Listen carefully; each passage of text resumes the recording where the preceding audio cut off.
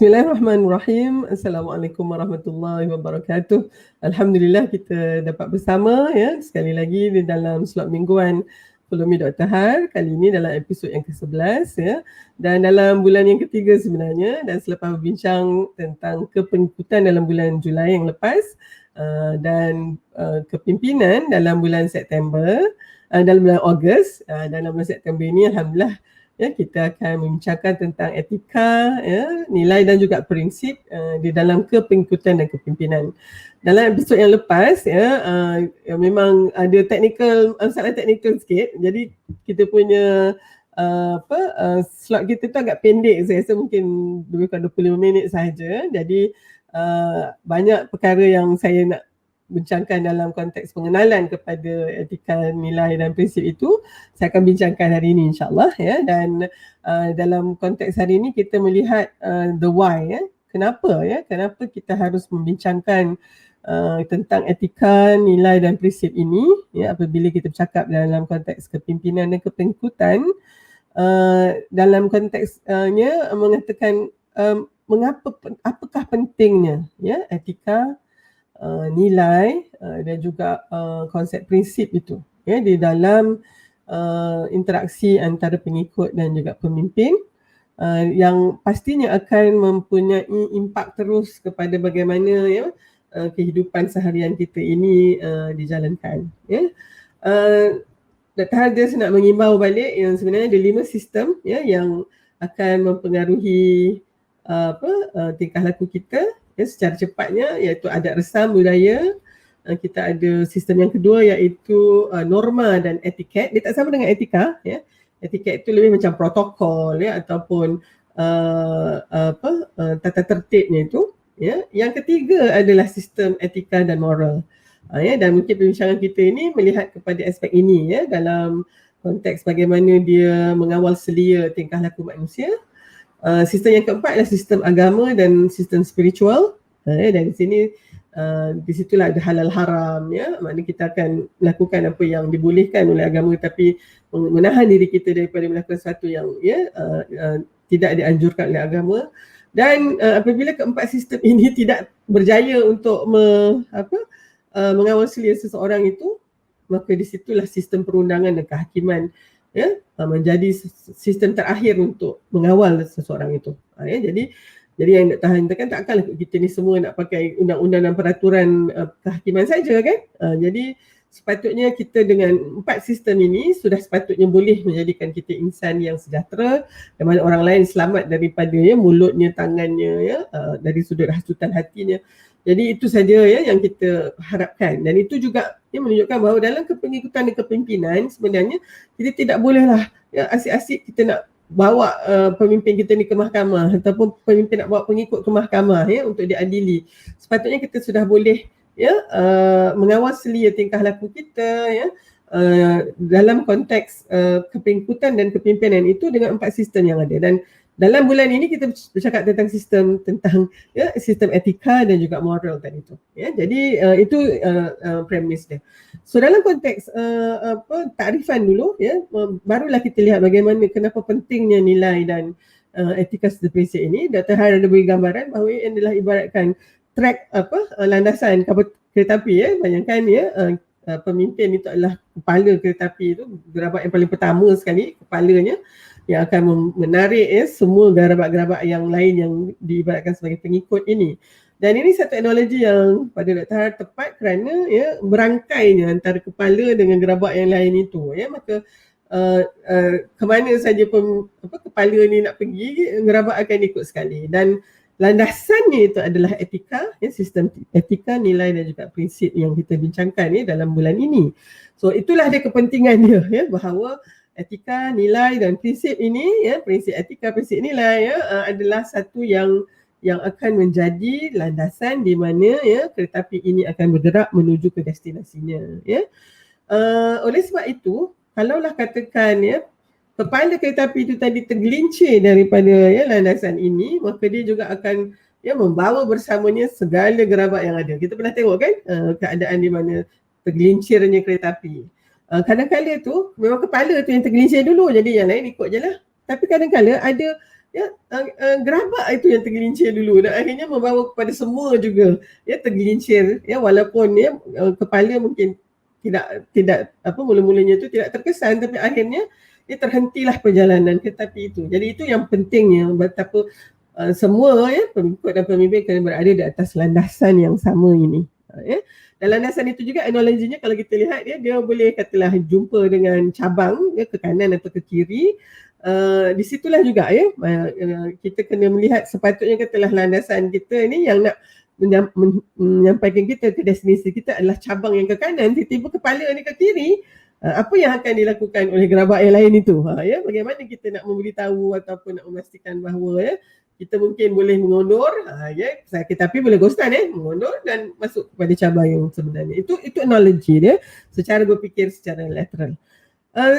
Dan mungkin untuk melihat kepentingan yang kedua, Dr. Han nak membandingkan antara etika dan juga nilai, sistem etika dan sistem nilai ini sebagai memberikan gambaran sebab bila Dr. Han tengok balik episod kita yang ke-10 hari itu, mungkin tak sempat Dr. Han nak huraikan yang ini dan kalau kita lihat sebenarnya mungkin lebih mudah melihat etika dan nilai ini berada orang kata kita perbandingkan begitu untuk melihat bagaimana pentingnya kedua aspek ini. Tapi sebelum tu kita selalu sebut prinsip etika dan prinsip nilai jadi mungkin Dr. Han just sebutkan dulu apakah itu prinsip. Prinsip itu kalau senangnya adalah seperti paksi ataupun pancang yang mana dianya itu akan menjadi satu scaffold ataupun macam kerangka di mana sistem ethics, sistem etika dan sistem nilai itu akan dibangunkan. Maka itulah prinsip. Dan prinsip ini satu yang sebenarnya sangat kita katakan prinsip universal. Prinsip sejagat, maknanya di mana jua pun kita di atas muka bumi ini, selagi kita berinteraksi dengan manusia, prinsipnya sama. Contohnya keadilan itu satu yang sangat didambakan oleh semua manusia. Semua manusia mahu diperlakukan dengan adil. Semua manusia mahu orang baik dengan dia, walaupun dia orang jahat, tapi dia nak orang baik dengan dia. Semua orang menghargai, mengatakan bahawa kejujuran itulah satu nilai, satu sifat yang sangat mulia. Itu adalah prinsip. Okay? Jadi prinsip ini ibaratkan contoh yang selalu Dr. Har baca itu adalah ibaratnya itu seperti rumah api ataupun lighthouse di hujung tanjung itu, yang tujuannya adalah untuk menjadi pedoman bagi mungkin ada kapal ataupun adanya pelayar yang sesat. Kemana nak pergi, itulah prinsip. Dan prinsip ini dia akan bertahan tak kira lah bersama dengan kapal yang nak datang itu. Dia tidak boleh menyombongkan diri. Dia kata rumah api pergi tempat lain, saya nak lalu juga. Rumah api kata tidak boleh walaupun saya kecil tapi saya sangat penting untuk memberitahu awak tak boleh teruskan juga, kalau tak nanti awak akan berlanggar dengan segala batu-batuan yang ada ataupun pada tanjung ini. So tolong ubahkan arah supaya kita tidak boleh, maksudnya kita tidak boleh melanggar prinsip. Walaupun kita nak perlekehkan prinsip bagaimanapun, ianya tidak boleh kerana prinsip itu adalah satu yang sangat asas. Jadi apabila kita bandingkan antara ini adalah melihat bagaimana pentingnya etika dan nilai ini dalam kehidupan kita, mari kita lihat apakah itu etik sebenarnya atau etika itu. Dia adalah merupakan garis panduan ataupun mungkin kita katakan peraturan yang akan menentukan tingkah laku kita yang kita sandarkan kepada kompas moral. Dia di situ adanya aspek morality yang kita tak nampak tadi tu yang menunjukkan bahawa kita ada tanggungjawab moral. Maknanya kita tadilah prinsipnya tidak boleh menipu, tidak boleh mengambil kesempatan. Itu akan disusun atur dalam satu peraturan yang dinamakan ethics atau etika. Sedangkan nilai pula adalah merupakan satu prinsip yang membantu kita membuat keputusan, membuat penilaian, penilaian tentang apa yang lebih penting, apa yang tak penting. Maka benda yang kita rasa penting diletakkan nilai yang tinggi, perkara yang kita rasa kita tak perlukan kita letakkan pada nilai yang rendah. Jadi oleh sebab tu etika adalah satu sistem prinsip moral. Dia mungkin satu yang kita tak suka, tetapi dari konteks moralnya ianya mesti dan bagus, maka itu yang kita kena buat. Ya, maka sistem moral ini dia tak ikut apa yang kita nak, begitulah ya. Tetapi nilai pula dia adalah satu yang membuatkan kita berfikir. Ya, apakah nilaian perkara ini terhadap kita? Apakah nilai yang kita letakkan kepada ya sesuatu itu ya. Jadi dia membuatkan kita menggunakan akal ya kognitif dan juga pemikiran kita. Dari sudut tetap atau berubahnya itu ya, maka tentu sekali kita melihat etik atau etika satu yang tetap. Ya, maknanya dia ada standard, dia ada piawai. Dia tak boleh berubah-ubah ikut kehendak kita ya. Sedangkan nilai dia banyak bergantung kepada individu tu. Apa yang saya nilai tinggi sangat bernilai untuk saya, mungkin langsung tak bernilai kepada orang yang lain ya. Begitu juga orang menganggap itu sangat bernilai, saya sendiri saya tak lihat saya satu yang tinggi nilainya. Dalam masa yang sama untuk kita sendiri dalam individu yang sama, kadang-kadang nilai itu berbeza terhadap sesuatu itu bergantung kepada masa. Mungkin masa kita muda ini sangat bernilai, tapi bila kita dah makin ya dewasa, itu tidak ada nilai lagi contohnya. Ya, okay. Dan oleh sebab itu, ya, etik atau etika ini memberitahu kita apakah yang betul atau yang salah itu ya dari sudut konteks moralnya, dan untuk kita melihatnya dalam situasi dan konteks ya. Dan nilai pula ya adalah apabila kita lihat ya memberitahu kita apa yang kita nak, apa yang sebenarnya kita nak ya, nak capai ya. Dan di sinilah ya apabila kita meletakkan di sudut keperluan dan juga keinginan ya, needs and desire. Di sini letaknya nilai ya yang akan menentukan. Apabila setiap keinginan kita, maklumlah manusia ni ingin macam-macam ya, yang kita apa kata dumbbellkan ya, yang kita bestnya kalau ada macam ini begitu impian kita itu. Kalau setiap yang kita impikan, idam-idamkan itu, iaitu keinginan kita menjadi keperluan, maka di situ dia sudah berubah nilai. Maknanya kalau dia masih lagi di dalam apa orang kata kategori keinginan, maka kita boleh mengunjuk hati kita, kata tak apalah, ini yang kita ingin, tapi tak semestinya semua yang kita ingin itu kita akan dapati. So kalau kita tak dapat pun tak apa. Tapi kalau dia sudah berubah kategori daripada ya kategori keinginan menjadi keperluan, di situ sudah lainlah. Sebab kalau keperluan itu nilainya sangat tinggi. Kalau kita mesti ada ni, kalau tak ada matilah kita contohnya. Jadi di situlah kita lihat ya, bagaimana nilai itu akan memberitahukan kita apakah sebenarnya ya prioriti atau keutamaan ya, perkara itu di dalam hidup kita. Maka etik ya atau etika menentukan apakah itu yang betul dan apakah itu yang salah ya. Dan itu bergantunglah ya apa yang sandaran kita. Dan ini saya teringat Profesor Gaby, profesor saya mengatakan bahawa kalau misalnya seorang ya doktor itu tidak ada agama, maka dia tidak ada sistem agama atau sistem spiritual yang menyusun atur kehidupannya. Ya, sebagai doktor dia kena menggunakan etika perubatan itu sebagai agamanya. Ya, kerana di situ adanya the do's and don'ts ni. Ya. Namun dari sudut nilai ya, dia menentukan tahap kepentingan atau ketidakpentingan ataupun yang kata sama ada penting atau tidaknya sesuatu itu. Dan akhir sekali kalau kita lihat dari sudut fitrahnya ya, etik atau etika itu lebih mengongkong. Ya, macam contohnya satu padang yang luas, kita rasa nak berlari lah ya kat padang tu, tapi kita tengok ya di situ ada pagarnya ya, di situ ada kekangannya, itu adalah etik. Namun ya kalau kita lihat nilai adalah ya lebih bersifat memotivasi atau memberi kita rangsangan ya untuk bekerja lebih kuat untuk mendapatkan sesuatu yang kita nilaikan tinggi. Jadi itulah dia kepentingannya, bagaimana kita kena tahu ini, kerana inilah yang menjadi neraca kita ya, untuk menjadi pertimbangan ya yang menentukan apa yang penting dan apa tidak penting. Dalam konteks kepimpinan dan juga kepengikutan ini sangat penting ni ya. Kalaulah misalnya pemimpin kita tu rupa-rupanya dia menganggap benda yang sangat penting yang kita nilai tinggi itu satu yang nilaiannya rendah contohnya. Ya, dia tidak berpegang pada prinsip-prinsip sejagat yang kita rasakan sangat penting untuk menjadi kita punya rangka ya kepada semua gerak kerja kita. Maka di situlah ya kita lihat tingkah lakunya tentu sekali bertentangan dengan apa yang sepatutnya ya yang kita idam-idamkan dan yang kita mahu lihat ya di dalam pemimpin kita yang kita harapkan menjadi contoh kepada kita. Ya, jadi di sini ni pada saya ya amat perlu mengapa kita bincangkan topik ini ya. ia menentukan bagaimana seorang pemimpin itu akan bertingkah dan berkelakuan. Ya, semuanya bermula dengan aspek nilai dan juga etika ini. Ya, dan kalau kita lihat etik itu adalah sebenarnya melakukan sesuatu yang betul sekalipun tidak ada orang yang melihat. Ya, yang inilah sebenarnya ujian paling utama. Ya, dan saya teringat bila Prof. Gabby, profesor saya UNG, seorang Scottish, masa saya tahun 4 begitu, sekitar tahun 1990 begitu, dia sendiri sudah agak uzur dan tak lama itu dia balik ke Scotland, dan saya rasa 2 tahun selepas itu dia meninggal dunia. Prof. Gabby dia mengingatkan bahawa itulah dia, kalau misalnya tak ada agama, etika perubatan itu menjadi agama bagi seorang pengamal perubatan.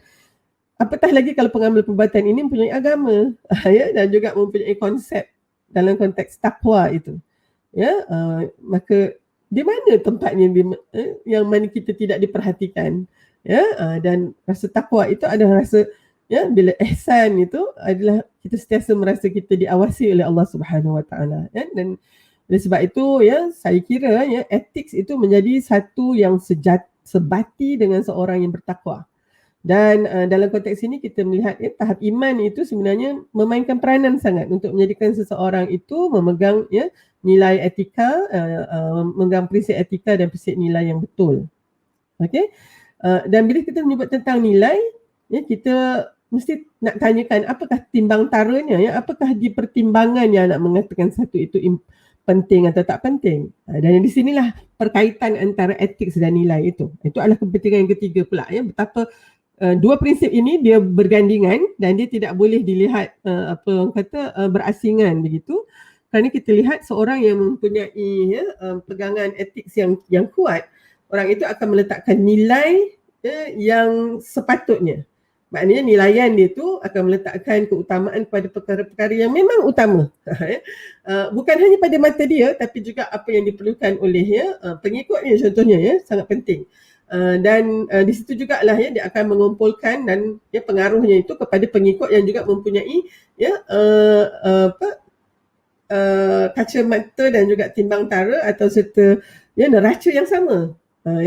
Dan oleh sebab itu kita katakan bahawa kepengikutan dan kepimpinan ini ada dua-dua, maknanya sama ada untuk perkara yang baik dan juga untuk perkara yang jahat.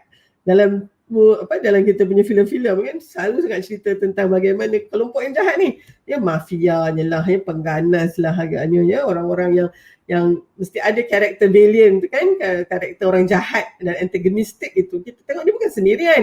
Dia sendiri ada satu organisasinya yang mana ada pengikut yang setia, yang pemimpin yang berwibawa, tetapi mungkin disebabkan nilai timbang taranya itu berbeza, maka mereka mungkin mengutamakan perkara-perkara yang mungkin lebih menguntungkan, walaupun mungkin hasil daripada perbuatan yang mereka lakukan itu satu jenayah tapi dia menguntungkan. Jadi itu tadi apabila kita lihat sesuatu yang dianggap penting, walaupun dari sudut etikanya salah, ini masih tetap akan dilakukan. Dan dia akan menarik lebih ramai orang yang tidak meletakkan etika sebagai satu yang penting, maka orang-orang seperti ini akan terus masuk ke dalam kategori ini sebagai pengikut dan kemudian sebagai pemimpin. Namun bagi mereka yang mungkin mempunyai neraca bahawa dunia ini hanya sementara, nanti segala pertimbangan pelakuan kita akan ditimbangkan, akan mendapat pengadilan di akhirat, maka ini akan menghasilkan tingkah laku yang berbeza. Tidak mahu merosakkan orang lain, merosakkan diri sendiri.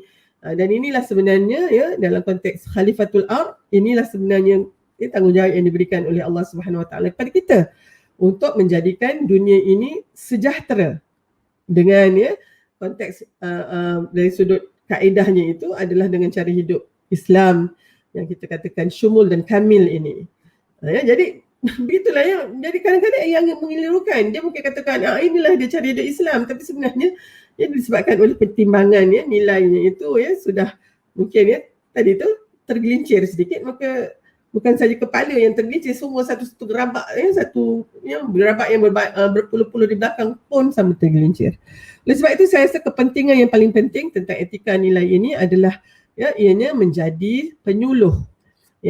Tadi tu etika semuanya adalah landasan, tapi saya juga nak memberikan dia sebagai penyuluh, ya, untuk menyuluh di depan kita ni. Mana ya yang betul, mana yang sememangnya perlu kita lakukan, ya. Dan dari sudut ini, etika dia tidak mengikut nafsu kita. Nilai dia banyak bergantung kepada ya nafsu kita sendiri sebenarnya.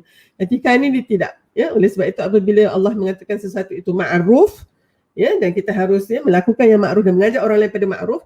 Ma'ruf itu maksud dia apa? Ya, bila Allah suka sesuatu perkara itu, ya, dan kita lakukan, kita sebenarnya melakukannya untuk kebaikan diri kita sendiri. Sebab perkara yang Allah sinarkan sebagai ma'ruf itu adalah benda yang baik untuk kita.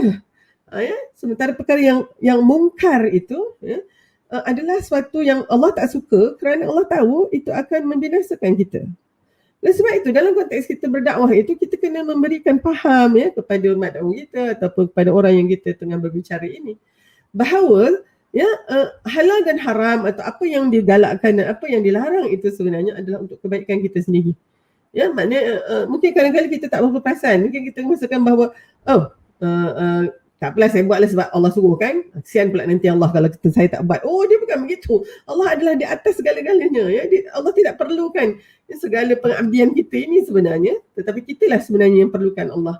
Maka dengan itu, ya, bila kita faham konsep ini, sesuatu yang ma'ruf itu, walaupun kita tak suka melakukannya, tapi kita akan ya melakukannya kerana Allah telah menyinarkan inilah baik untuk kita. Dan perkara yang mungkar pula, kita sangat-sangat tak suka nak melakukannya. Ya. Satu yang sangat dari sudut nilaian kita, sistem nilai kita sangat tinggi, kita letakkan keutamaan. Tetapi rupanya yang membinasakan kita. Dan Allah tahu kan Allah lah satu-satunya pencipta kita. Maka kita mesti menjauhinya, ya, kerana kita tahu ianya adalah sesuatu yang akhirnya membawa keburukan untuk kita. Ini dia, ya, ini dalam konteks kepimpinan kita perlu orang yang begini untuk menjadi pemimpin kita, ya, supaya dalam sudut neraca pertimbangan dia ataupun kompas moral dia, dia akan membawa dirinya dan pengikutnya kepada objektif yang kita nak capai sama-sama. Sebagai pengikut pula bagaimana? Dan kalau kita lihat sudah ada ciri-ciri kegelinciran, ya, masa tergelincir ni dia bukan tiba-tiba saja kan, dah nampak lah. Ya, dari sudut pembuatan keputusan, kenapa dia mengambil keputusan yang ini? Oh, rupanya dianya dibuat kerana nilaian timbangan prioriti keutamaan itu adalah begitu. Dan ianya mungkin ya konflik dengan apa yang kita ada, dan kita lihat di situ sudah ada ya orang kata tidak lagi adanya penindanan ataupun ya sudah ada tercapah lah ya, terpisah.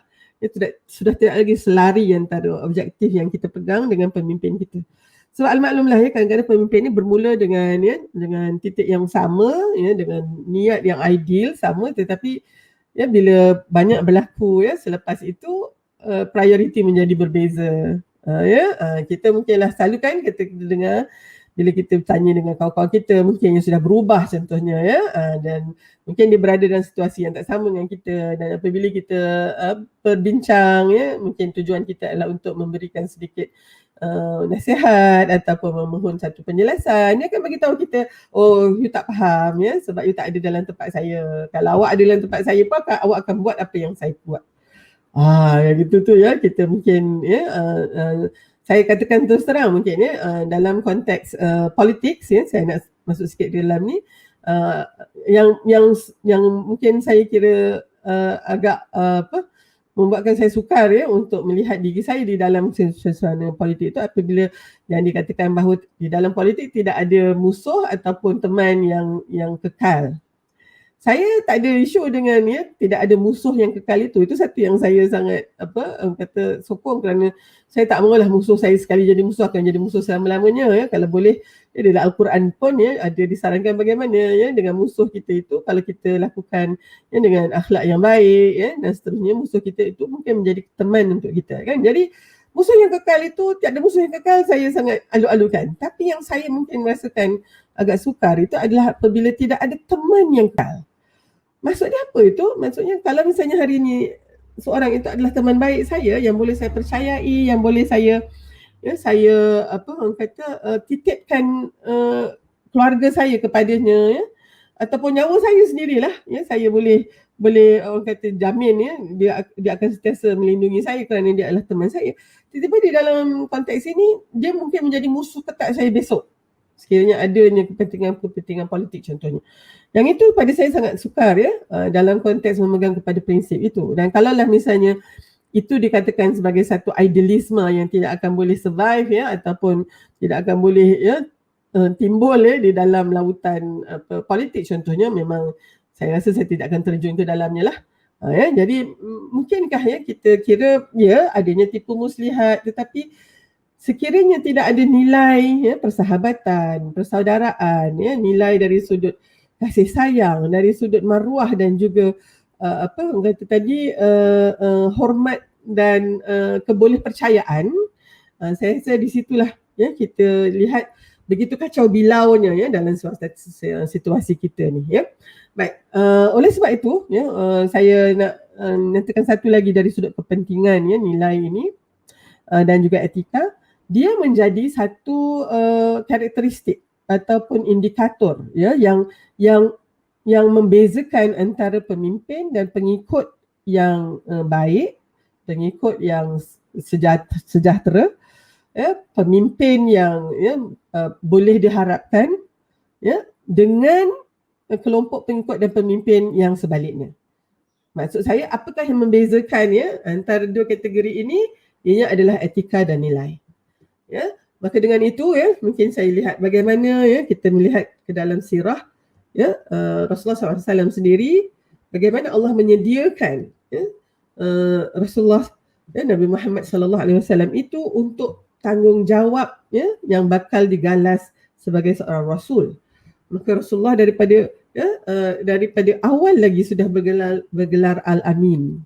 Ya, itu satu ya sikap ya yang sangat beretika, sangat tinggi integritinya, dan itulah ya yang bagaimana seorang itu menjadi seorang yang memegang amanah, kerana dia meletakkan ya kepercayaan orang kepada dirinya itu sebagai satu yang tidak ternilai, sangat berharga, dan itu bukan jati dirinya. Ya, kalau kita ini ya adalah orang yang tidak boleh dipercayai, maknanya tutur kata kita, janji kita, perbuatan kita, semuanya tidak melambangkan bahawa kita ini boleh dipercayai. Maka di situ ya, harga diri itu sebenarnya. Ya, maka yang paling berharga ya dalam konteks ini adalah apabila kita ini bukan saja bertanggungjawab, tapi juga boleh diharap. Ya, selalu saya berbincang dengan pelajar saya dan anak saya, apakah beza antara tanggungjawab dan accountability? Dia boleh diharap itu. Ya, responsibility and accountability. Saya akan selalu tanya menti saya dalam perjumpaan ya, daripada tahun 1 bila sampai tahun 5 tu dia dah faham dah. Tanggungjawab adalah selalunya tanggung dan jawab dalam konteks diri kita sendiri. Ya, macam mana kita ya memelihara ya hak-hak kita ini, ataupun ya dengan memastikan ya kita sendiri tidak terabai, ya itu adalah tanggungjawab ya. Tapi accountability atau boleh atau tidak diharap itu adalah berkaitan dengan orang lain. Boleh tak kita ini diharap apabila kita diminta untuk menjaga kepentingan orang lain? Dan itu sebenarnya sangat tinggi integriti itu. Ada orang yang sangat bertanggungjawab tapi sebenarnya tidak accountable. Tidak meletakkan accountability itu sebagai satu priority. Maka kita dapati dia cukup menjaga ya keperluan diri dia sendiri, tapi dia tak peduli dengan orang lain contohnya. Tapi pada saya orang yang accountable atau orang yang boleh diharap itu, orang yang amanah itu adalah orang yang juga bertanggungjawab. Oleh sebab itu ya, sifat amanah itu sangat-sangat penting. Dan kita lihat bagaimana ya di dalam kisah ya apabila Nabi Musa alaihissalam ya membantu ya dua orang puteri Syekh Madian itu yang dikatakan Nabi Syuaib itu kan antara ciri untuk itu adalah qawiyul amin. Bukan saja mempunyai kemahiran, keupayaan memimpin ya, ilmu ya, tahap profesional ya, mungkin PhD di situ, tetapi adalah amanahnya itu. Ya, jadi oleh sebab itu ya, saya nak rangkumkan di sini bahawa sebenarnya ya, inilah sebenarnya yang merupakan ya ukuran bagaimana kita ya boleh menjadi pengikut dan pemimpin yang baik. Bukan saja baik tetapi yang efektif, yang diperlukan oleh alam ni sejagat ya, dan semua orang di atas muka bumi ini yang perlu mengambil tanggungjawab kepimpinan ya, iaitu mereka yang meletakkan ya nilai prinsip nilai etika yang betul dan mempunyai prinsip nilai yang sejahtera. Nilai yang diletakkan keutamaan itu adalah yang memang sepatutnya, bukannya yang sebaliknya. Dan inilah yang kita perlukan untuk membimbing kita ya bersama-sama. Dan ya balik kepada analogi kereta api tadi, ya kepala tu tahu mana nak pergi, dan bukan saja itu, dia sentiasa melihat-lihat ke belakang. Ya, bagaimana dengan gerabak yang lain tu, dia bukan dia seorang saja ke depan. Ada tak gerabak yang lambat sikit, ada tak gerabak yang sedang ada masalah, sebab dia tahu kalau gerabaknya itu juga tergelincir, dia pun akan tergelincir sama. Ya, dan kalau kita berada sebagai gerabak sebagai pengikut, dengan adanya nilai prinsip etika dan juga prinsip nilai yang sejahtera ini, ianya menjadi satu orang kata kayu ukur ya. Bila kita melihat gerabak di depan ini, ini dah dekat nak tergelincir ni, maka kita kena lakukan sesuatu untuk pastikan ya yang di depan ini kena masih lagi berada di atas landasan. Kalau tidak, maka kita kena tukarkan ya kepala kereta api ini dengan kepala yang lain. Kalau tidak ya, lambat laun kita semua akan tergelincir. Saya kira itu satu analogi yang ya cukup halus untuk melihat kepada kepentingan ya tentang prinsip etika dan prinsip nilai ini, bagaimana pentingnya ianya ya kita pastikan ya sebagai satu elemen timbang tara di dalam aspek kepimpinan dan kepengikutan. Saya nak akhiri dengan satu kata-kata yang mungkin ramai juga tahu tentang apa yang dinyatakan oleh Warren Buffett ya. Kita tahu ni seorang yang banyak bercakap tentang kepimpinan ya, tentang organisasi ya, dan dia mengatakan bahawa dengan izin ya, look for 3 things in a person you want to hire. Ya, maknanya bila kita nak melantik seseorang itu atau mengambil seseorang itu untuk bekerja dalam organisasi kita ya, dalam konteks ini mungkin nak menjadikan seorang itu pemimpin kita, ataupun kalau kita pemimpin nak mencari seseorang itu sebagai pengikut kita. Dia kata ada 3 perkara yang kita lihat ya di dalam seseorang itu. Pertama adalah intelligence ya, kecerdasan dia, kebijaksanaan dia ya, kebijakan dia. Kedua adalah energy, dia dua I dan satu E ya. Energi ataupun tenaganya itu, banyak lagi tenaga dia ya, takkanlah kita nak ambil orang yang dah mungkin ya dah dia waktu senja umurnya ya, tenaga ya dari sudut fizikal pun tak ada, tenaga dari sudut berfikir pun tak ada. So tengok tenaganya. Dan ya yang akhir sekali itu adalah I yang kedua, iaitu integrity. Ya, kebolehpercayaan ya, ataupun ya kita katakan kewibawaan seseorang itu ya. And if they do not have the last one, dia kata, kalau orang yang kita cari itu dia tidak mempunyai yang akhir sekali itu, iaitu integrity, dia kata don't even bother with the first two. Maknanya janganlah, tak payah pedulilah yang dua lagi tu ya, kecerdasan dan juga tenaga tadi. Malahan kalau kita baca kata-kata ini, dia tambahkan lagi, dia kata sebenarnya kalau tidak ada integrity itu, yang dua tadi, intelligence and energy tadi tu, ada kecerdasan, kebijaksanaan ya, kepintaran itu, ditambah pula dengan tenaga itu, sebenarnya akan membunuh kita. Maknanya kita ni yang mungkin yang mula tadi nak mengambil orang tu bekerja, maka kita sendiri yang akan nanti merasa ya kebinasaan itu kerana kita telah memilih ya tersalah pilih sebenarnya. So saya insya-Allah saya kira itu satu rangkuman yang untuk memberikan betapa pentingnya ya aspek konsep dan juga prinsip etika dan prinsip nilai ini di dalam kerangka kepimpinan dan kepengikutan. Ya, wallahu alam, mudah-mudahan ya segala yang baik itu memang datangnya daripada Allah Subhanahu Wa Taala, dan sekiranya ada kesilapan ya yang saya nyatakan di sini, saya mohon mudah-mudahan Allah memberikan ya peluang untuk penambahbaikan. InsyaAllah ya, terima kasih sekali lagi kepada semua pelayan yang setia bersama. InsyaAllah kita akan jumpa lagi dalam minggu depan dalam episod yang ke-12 insyaAllah ya. Dan kita menjawab pula soalan how, bagaimana agaknya ya etika dan juga nilai ini mempengaruhi kepimpinan dan kepengikutan, dan bagaimana agaknya kita memastikan bahawa ia menjadi sesuatu yang kita ya menjadi keutamaan dan juga sesuatu yang kita harus ambil berat untuk memastikan kepimpinan dan kepengikutan sentiasa berada di atas landasan yang betul. Jadi itu saja dulu, insyaAllah kita jumpa lagi di dalam episod seterusnya. Wabillahi taufiq wal hidayah. Wassalamualaikum warahmatullahi wabarakatuh.